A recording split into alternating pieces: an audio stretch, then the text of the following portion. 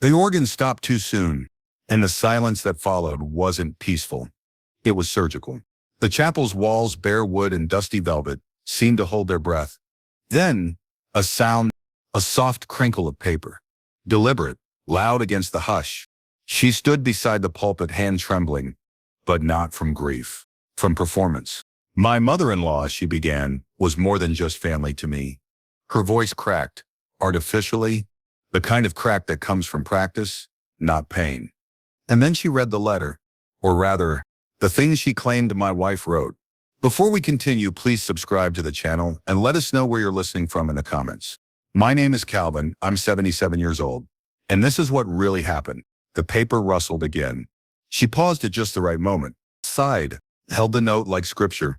She called me, she read aloud. The daughter she never had. Someone behind me sniffled. I didn't move. I didn't blink, but inside my jaw clenched hard enough to ache. That sentence, those words, they were never written by my wife. I knew because I held the original letter in my coat pocket. Not typed, not rehearsed, just ink and truth. 4 nights earlier, I'd found it. My wife had passed in her sleep. No pain, just gone in the home we built together for 53 years. In the days that followed, I didn't cry, didn't collapse. I did what men like me are expected to do. I made arrangements, picked caskets, ordered lilies, spoke to pastors, checked catering menus. And while rifling through her desk drawers for the insurance binder, I found the letter, folded twice, tucked behind a recipe card. It was addressed to me and only me. In case they try to twist what I said, my hands stopped. That line was underlined. My wife, she knew. I should have expected something, but not this. Not from Elaine. My daughter-in-law always wanted more. More praise, more control, more credit. My son Jared, he just followed her lead. A man of convenience, not conviction. The last few years, my wife kept distance. She wears love like a mask, she once whispered to me. I hadn't understood what she meant. Not until now. Elaine's voice lifted as she read the next line. She said I brought joy into their home when it had grown cold. She sniffed. Her hands shook. But I'd seen her handwriting before. This wasn't it. The loops were off. The spacing, unnatural. It had been forged. And not well. I looked down at the program in my hand. The candle on the front still smelled of warm wax and smoke. I pressed the folded program between my fingers, not in grief, but in restraint. She kept reading, fake tears, stolen words. She wanted me to continue her legacy, to care for the family trust. That line did it. I looked to the front row. Jared sat stiff, eyes down, hands clasped too tightly. He knew. The night before the funeral, I'd called my wife's sister. A quiet woman, smart, sharp-eyed. She wrote you a letter, didn't she? I asked.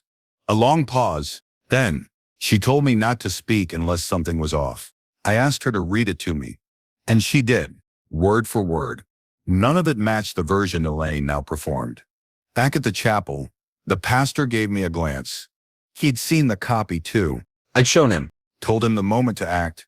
When Elaine said the word trust, that he was to stand and signal. And now, he did. He rose slowly, walked to the altar. Elaine faltered, but she didn't stop. She kept reading until he lifted his hand. May I? The pastor asked softly. Elaine blinked, confused.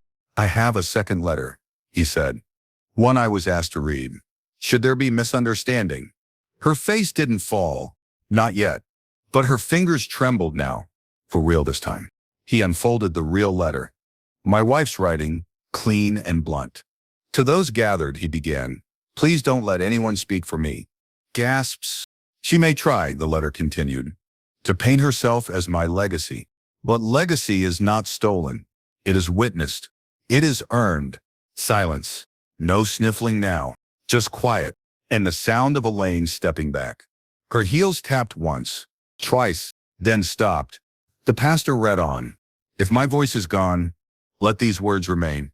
The one I trusted truly knows where this letter was hidden. He paused, then looked at me, and I nodded.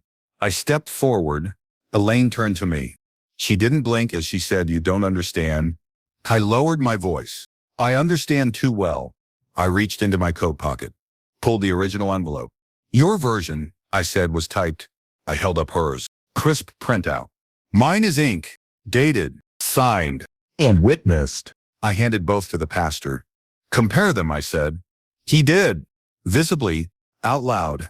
Elaine stepped back, tried to explain, but the evidence, the sound of it, was louder than her excuses. Later she left, without a word. My son followed her, didn't even glance at me. I didn't stop them. Didn't need to. The truth had already spoken, louder than the organ, sharper than the crackle of fake tears on a page. The lilies were still fresh when I returned the next morning. Someone had cleaned the podium, folded the leftover programs, placed a new candle at the front of the chapel, but the air still held the tension from the night before, as if the building itself remembered being lied to. The sound of Elaine's voice, false and trembling, the forced sniffles between forged lines, they echoed in my head, but louder still was the sound of silence after the real letter was read.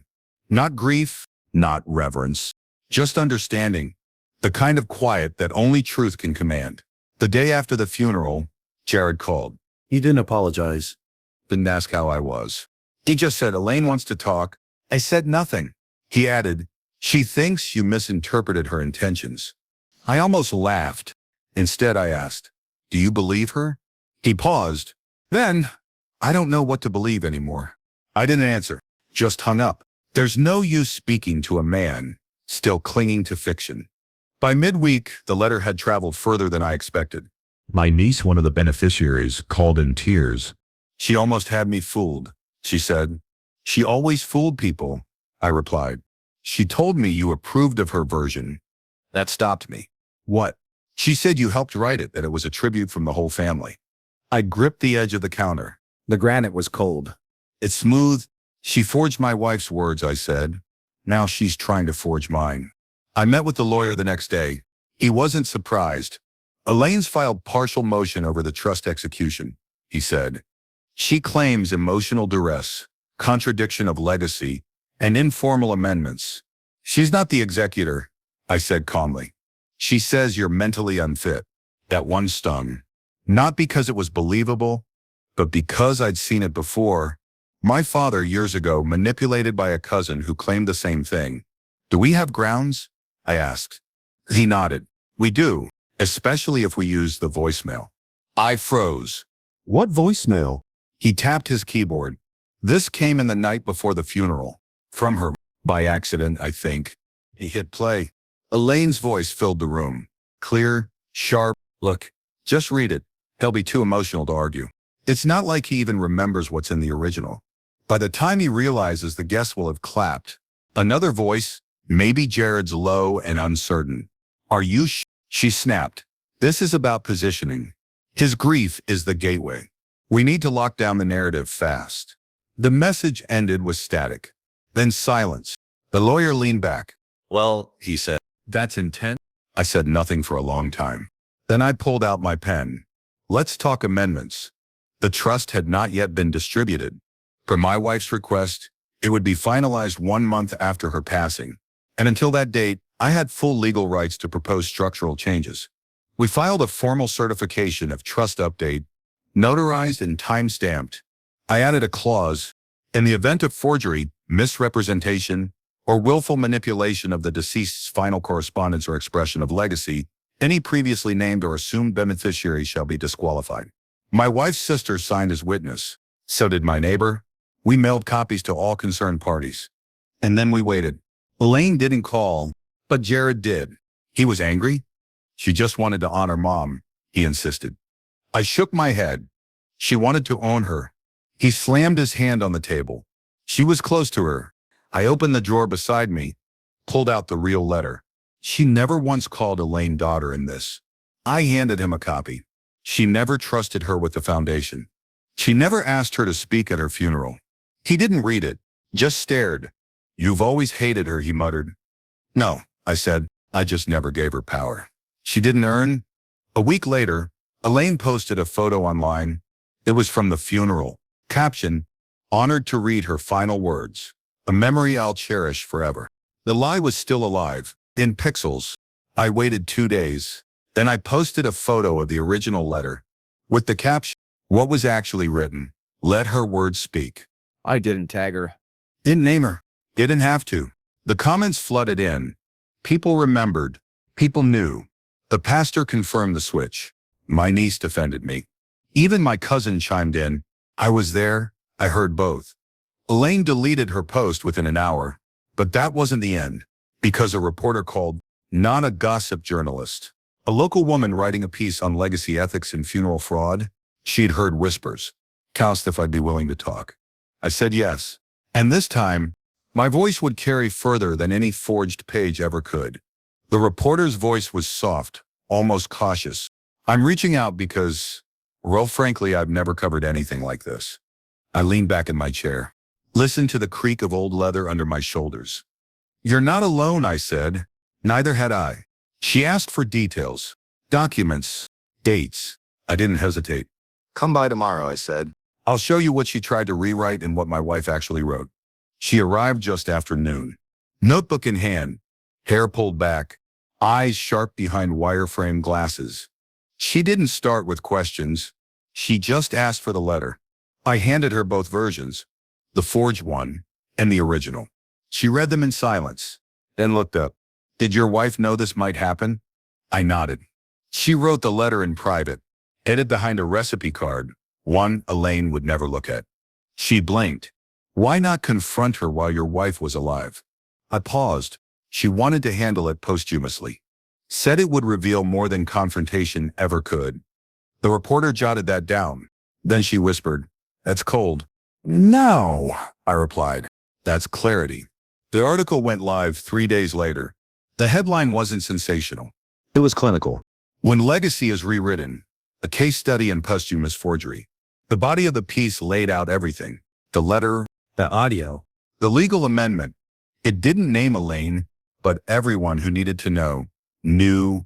The comment section turned fast. Friends, old colleagues, even church members. She always seemed rehearsed. I remember how she read it, like she was auditioning. I wondered why she mentioned the trust at the funeral.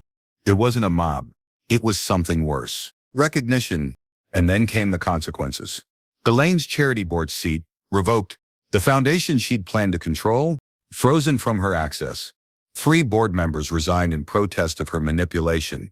One of them reached out to me directly. She threatened to have us replaced, he said. Now she's been replaced instead. I didn't gloat, didn't smile.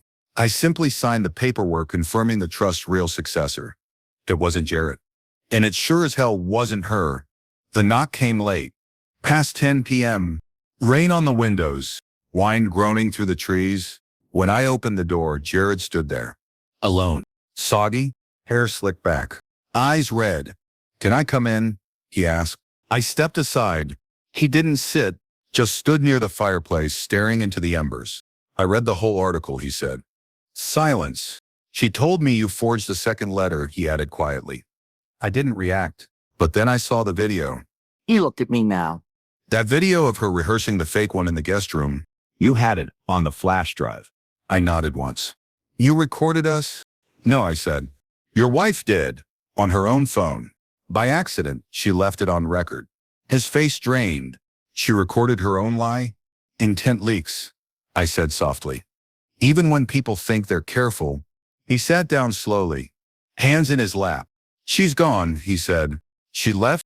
He nodded, took her things, said I ruined the narrative. He let out a short, bitter laugh. I guess that's what I was to her. A character in her monologue. I watched him for a while. The same son I once carried on my shoulders, now breaking beside my fireplace. You still have a name, I said, and now you have a choice. He looked up. To build your own story, one that doesn't need to be stolen. He didn't answer, but he stayed all night. The next morning we cooked breakfast like we hadn't in years. He chopped. I fried. He asked how Mom liked her eggs. I answered without breaking. He poured 2 cups of coffee, then said, I want to read her real letter. Again, I handed it to him. He read every line, and when he reached the end, he whispered, she knew all along. I nodded. She trusted me to let the truth arrive when it needed to. That afternoon, we visited her grave. Simple, clean, just her name. And 3 words beneath, let the truth speak. Jared knelt, tucked the original letter now laminated into the small stone mailbox beside her headstone. I want her words here, he said. Not to be posted, not to be published, just to remain where they belong. The following Sunday, the church pews filled slower than usual. I hadn't planned to speak, but when the pastor approached me before the service, his voice was steady. She told me once, he said, that her husband would know when the silence needed to end. Then paused, then added, you don't have to speak about her, just for her. So I stood, not behind the altar, not at the microphone, just in the center aisle. No stage, no elevation. People turned in their seats. Some nodded, others looked away. I spoke simply.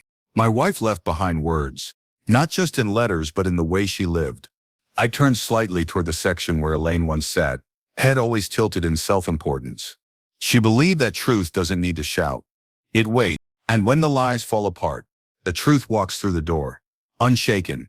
No applause, just stillness. A better kind than the funerals.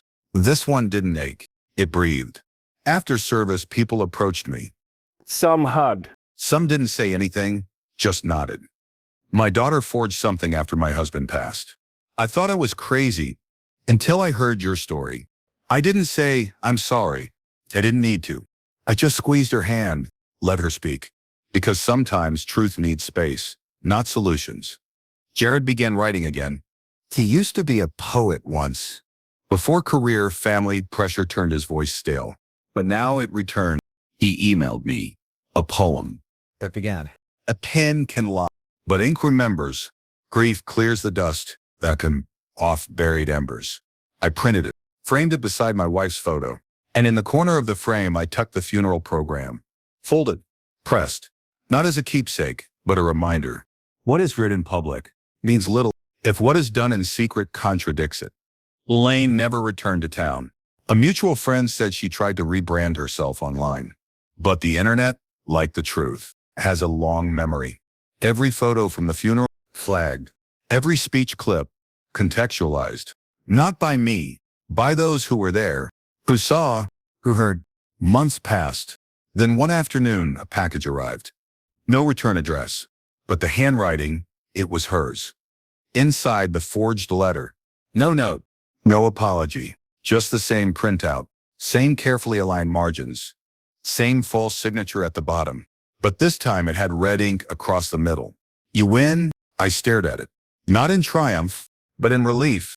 Because the war, the quiet, twisting war of perception, had finally ended. Not with shouts, not with lawsuits, but with a folded piece of paper, marked in surrender.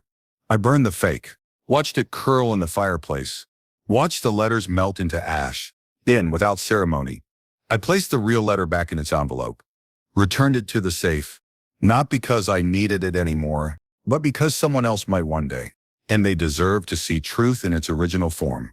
Beyond, not as rumor, not as retelling, but as her 8 pages. Unrehearsed. Sometimes, grief doesn't sound like sobs. It sounds like footsteps, returning to a quiet home that now feels sacred because no lies live inside it. This was never about revenge. It was about restoration, restoring her words, her wishes, her voice.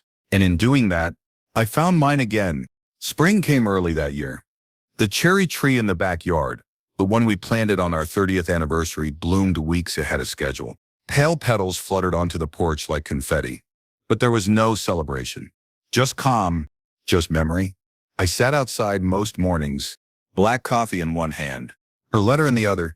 Not to reread, not anymore. Just to hold, because even truth, when held quietly, feels like warmth. Jared visited more often now, not with apologies, not with explanations. With time, he'd bring over groceries, help with the gutters, read aloud from the books she used to love. One day he brought a box from the attic. Her journals, he said. I found them in an old trunk.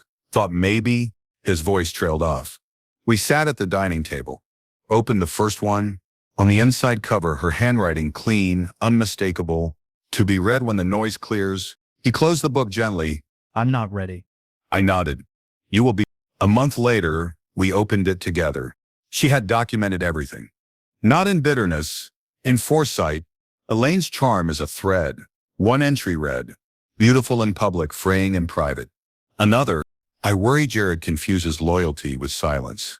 She saw everything, not as a cynic, as a woman who learned to see through fog. Her entries weren't warnings. They were footprints, a guide left behind for when the fog returned. The foundation meeting came in June. Rachel, the new administrator, asked me to attend. We're adding her name to the education wing, she said. She wanted it quiet, but I think now's the time. I agreed. That afternoon, they unveiled a plaque. The Margaret Hall, let the truth speak. No speeches, no cameras, just a dozen students and the rustle of trees through open windows. One girl asked if she could read something. A poem. From the wall. From Jared. She didn't raise her voice, but raised the bar. Didn't sign checks with flattery, but with clarity. I stood in the doorway, hands folded. Let them finish. Didn't need to add a word. Her legacy had spoken. And now, so had his. Later that night, Jared handed me an envelope. His handwriting, familiar now. More like mine than ever. Inside, a check. Not large, not showy, just enough to fund the library's repair wing. And beside the check, a note. I'm building something honest. No more rehearsals. I added that note to the safe. Not because I didn't trust him, but because history deserves preservation. Not of betrayal, but of return. Of course correction.